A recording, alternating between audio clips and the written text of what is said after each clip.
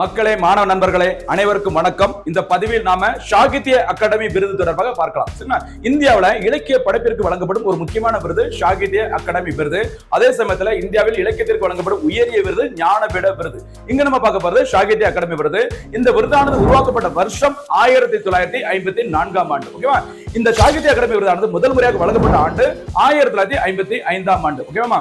இந்த சாகித்ய அகாடமி விருதானது இந்தியாவில் 22 அங்கீகரிக்கப்பட்ட மொழிகளுக்கும் பிளஸ் 2, அதாவது ஆங்கில மொழி மற்றும் ராஜஸ்தான் மொழி, மொத்தத்துல 24 மொழிகளுக்கு இந்த சாகித்ய அகாடமி விருது வழங்கப்படுகிறது. ஓகேவா? இந்த சாகித்ய அகாடமி விருதை பெற்ற முதல் நபர் ஓகேவா தமிழ் மொழிக்காக யார் அப்படின்னு சொல்லி பாத்தீங்கன்னா ரா. பி. சேதுப்பிள்ளை அவர்கள்.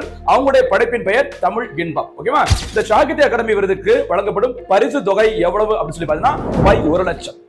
இது நம்ம பேசிக் பார்த்திருக்கோம். இனிமே கடைசியாக ஒரு 4 ஆண்டுகள்ல சாகித்ய அகாடமி விருது யாருக்கு வழங்கப்பட்டது அப்படின்னு பாத்தீங்கன்னா 2021 ஆண்டிற்கான சாகித்ய அகாடமி விருதை பெற்றவர் சி.எஸ். லட்சுமி. அவங்களோட ஒரிஜினல் பேரு, அவங்களோட புனை பெயர் என்ன அப்படின்னு பாத்தீங்கன்னா அம்பை. அந்த அம்பை அவர்கள் எழுதிய சிவப்பு கழுத்துடன் ஒரு பச்சை பறவை என்ற அந்த சிறுகதை தொகுப்பிற்காக 21 ஆண்டிற்கான சாகித்ய அகாடமி விருது வழங்கப்பட்டது.